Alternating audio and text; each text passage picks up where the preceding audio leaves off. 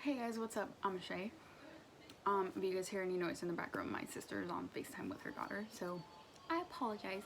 But today I'm gonna be talking about none other than the famous Harry Potter. And this was my first time reading the book. I finished it already. I finished it Tuesday night, and then yesterday, which was Wednesday, I watched the movie. So I'm gonna be somewhat reviewing the book, mainly like talking about characters and the parts that stood out to me the most, and then as well as like kind of like comparing the movie and the book, because obviously they're always pretty different from one another. And then also I feel like movies tend to skip a lot of details that are in books, but I will say that there's one major detail that they left out in the movie, and it really bothered me. So just stay tuned. So I'll start off by saying that like I did not expect to like it this much, not because I didn't think that it was going to be a good book, because obviously it's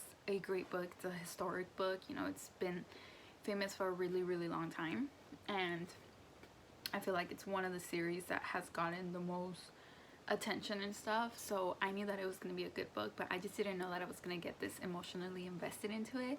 Like I saw the movie a really long time ago, but I've only seen like the first one, and honestly watching the movie yesterday I didn't remember anything about it. So I mean, I know like the basis of the story just because of what I've seen, in like pop culture media and all that, but other than that I didn't really know much about it. So yeah, so like I said, I got really emotionally invested to the story, and especially to the characters. And I guess like I'll spend a little bit of time talking about characters and stuff, and just what I feel about like the main ones. So I'll start off with like Harry, Ron, and Hermione, since they're like the main characters at Gryffindor.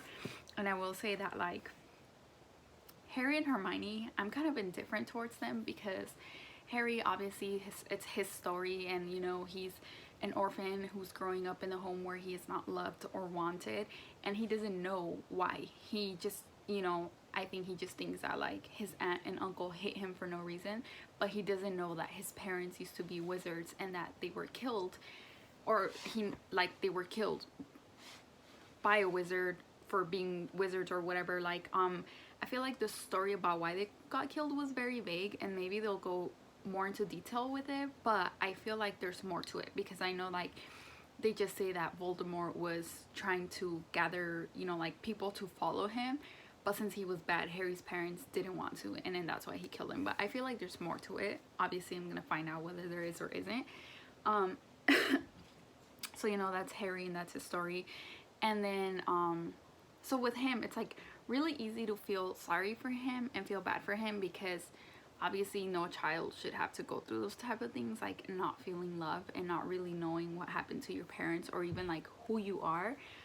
But I also, once he goes to Hogwarts and it's evident how easy he gets things just because he's Harry Potter, I personally don't like that. I feel like there should still be a little bit of struggle, and in the book there was some struggle. Like for instance, when they got in trouble and they got all the points taken away from Gryffindor, or like a lot of points taken away, and then all of Gryffindor gets like really mad at him, and they kind of start like forgetting about him and not caring about Harry Potter as they used to.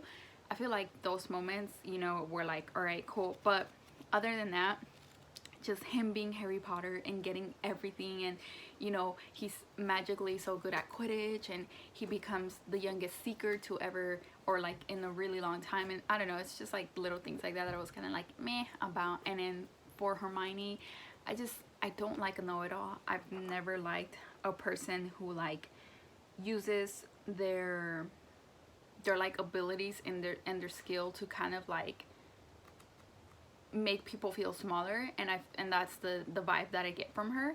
I feel like it's obvious that she's very dedicated to what she likes, and she loves studying and stuff like that, but then she also makes kind of Harry and Ron feel like they're not adequate, for not doing what she's doing. So that's what I don't like about her.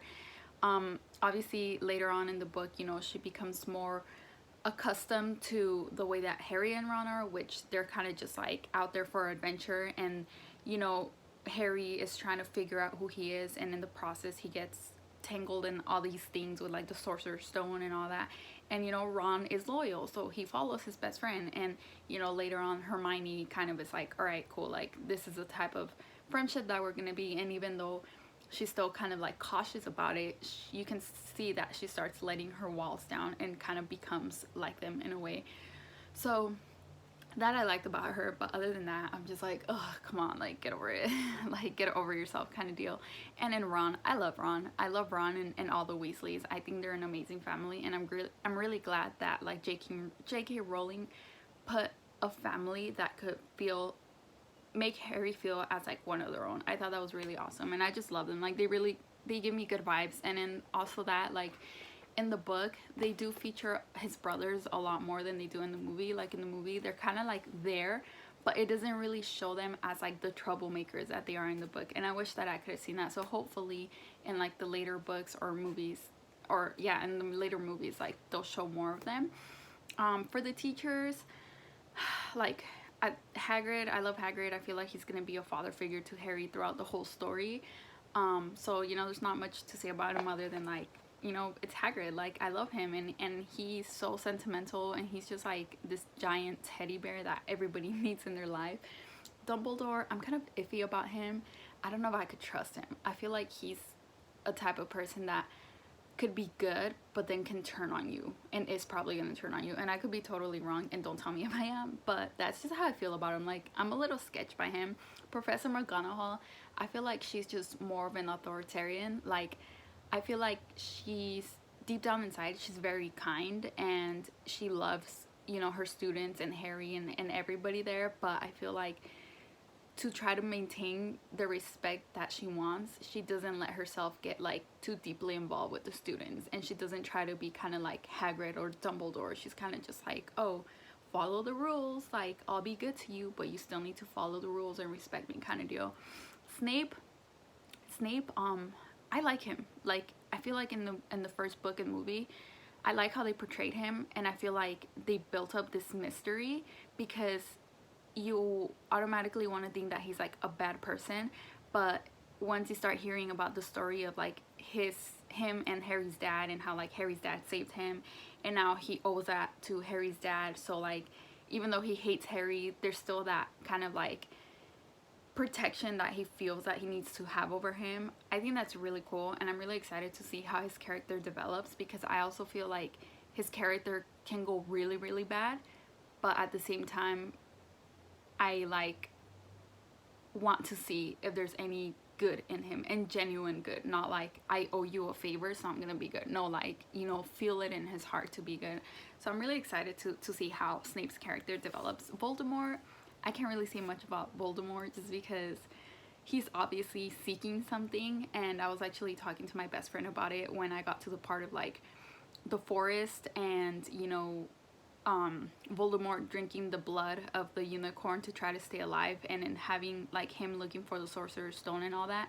And it says that, you know, there's only another type of blood that can reverse the curse, and I automatically thought it was like it's Harry's blood, because you know, the whole Sorcerer's Stone thing came up. But at the same time I was like, I don't think Voldemort is trying that hard to get rid of Harry just for a stone. So I think there's a lot more deeper to it, and I feel like that's why he killed his parents. I feel like maybe Harry's parents and Harry Potter himself are the only people that can actually get rid of Voldemort, and Voldemort is trying to kill him so that, you know, he doesn't get rid of him. But at the same time I feel like if Harry isn't alive, then, you know, Voldemort won't be there. I don't know, it's a whole thing. Like I have this theory in my head. So there's that. But I totally forgot to mention Draco. I felt like I was missing a character, so I'm gonna talk about him real quick. I have mixed feelings towards him as well, just because I haven't picked my house yet, but I feel like I identify more as a Slytherin because I like evil, you know. I'm not saying that I'm an evil person, but I don't know, it's just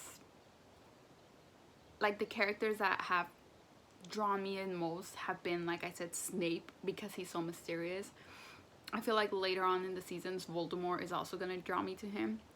And then, you know, like Draco is, I don't know, like with him I'm mixed about him, because it's like he wants to act bad, but he's obviously that guy that's just a tough guy in the exterior, you know. But it's like when they get punished and they have to go into the forest, and he's like, I'm scared, I don't want to go. And in the video and in the book, they go more into detail with that. In the movie, he's kind of just like, oh no, but in the book, he's actually like terrified. So that's why I'm kind of just like, oh, really? Like, if you're gonna be tough, be really tough. Don't be a little wussy, you know. So there's that. Now I'll get into like the comparison of the movie and the book. And in the book, obviously there's a lot more detail because it's easier to write details in books than it is to portray them in movies, because in movies you have a certain amount of time to get the most important detail from the book into that. But I do feel that they did not do Hermione justice towards the end, because once they're like on the hunt for the Sorcerer's Stone, and it's, you know, Ron, Hermione, and Harry who go down to where Fluffy's at, and then eventually to where the Sorcerer's Stone is at. There's like the four main parts. Once you pass Fluffy, there's a part where it's like they fall into the flowers or the plants that are kind of like, you know, sucking them in. And in the book there's that, and then it's the chess game, and then after the chess game, Hermione and Harry keep on going, and then there's those potions that Hermione tries to figure out the riddle to see what potions they have to drink so that Harry can get through the fire and into the mirror room, and then Hermione can get out of there safely. And in the movie, they don't show that part. They straight up go from the chess game, and then you know, Hermione stays there with Ron, and then Harry keeps on going.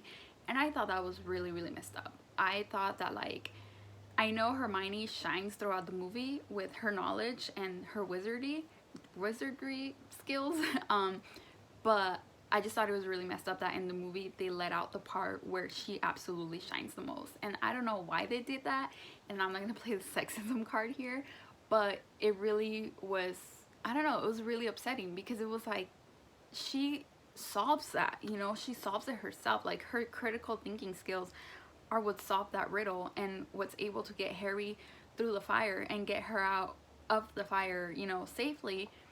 And they don't show that, so that was really upsetting. And that's honestly like the only complaint I had from like the book to the movie. The movie, I can't say that it was great. Like, it's a really good movie, but if it's gonna be your first time like reading or watching or anything like me, I would suggest that you read the books, because like I said, you will get really emotionally invested in the books. The book made me cry 2 or 3 times. The first time I cried was actually in this part, which is my best friend marked it. She gave me this book, and it's her favorite part. It's the Halloween chapter, and it's pretty much when Ron and Hermione and Harry Potter become best friends because they save Hermione from the troll.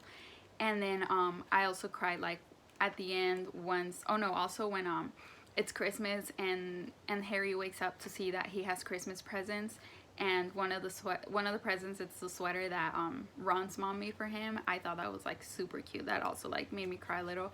And then at the end, once he gets rescued out of the mirror room where the Sorcerer's Stone was, and he's in the hospital, and then Dumbledore is like explaining everything to him, and he's explaining why he was able to kill Professor Quirrell and then kind of like have Voldemort leave, was because of all the love that Harry possesses and that his parents possess for him. It's like something that Voldemort cannot feel because he's so full of hate, that's why he was able to like get rid of him. I thought that was really beautiful, and that's pretty much, you know, the last chapter, the end of the book, and that's when I was just like this is so beautiful. So I already have the second book. I'm looking forward to reading the whole series, and you know, obviously we're gonna be in quarantine for a really long time, so I think it's gonna be really easy to read it and, you know, get invested in it. And I'm just gonna keep doing the same thing. I'm gonna read the book and then watch the movie. And I know that in the later books they start getting longer, so it might take a little longer, but I'm still just like, I'm okay with that, you know. I'm not pressuring myself or being like, oh my god, like I just want to get through the movie. I hope you guys enjoyed this video. You know, it's not really like a review, it's pretty much just my thoughts. And like, if you haven't read it, I do suggest reading it, especially right now that we're in quarantine. It's a really easy read, and you know, it's definitely a book that you don't want to put down, because I'm not saying that it's like cliffhanger stuff that leaves you hooked, but it's literally just wondering what's gonna happen next, like, you know, and just like I said, being emotionally invested, because you do get emotionally invested and you're kind of like, it's like really, really, it's a feel-good book. I hope you guys are enjoying your quarantine, and if you're not, pick up Harry Potter. Alright, I'll see you guys later. Bye.